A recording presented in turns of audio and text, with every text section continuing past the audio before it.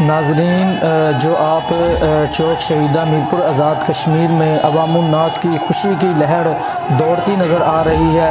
ये इस वजह से है कि जो पाकिस्तान ने भारत के साथ मैच खेला और मैच के अंदर भारत का गुरूर खाक में मिला दिया और तारीख साज फ़तह हासिल की, तो इस वजह से मीरपुर आज़ाद कश्मीर के चौक शहीदा में जो है वो खुशी का इजहार किया जा रहा है।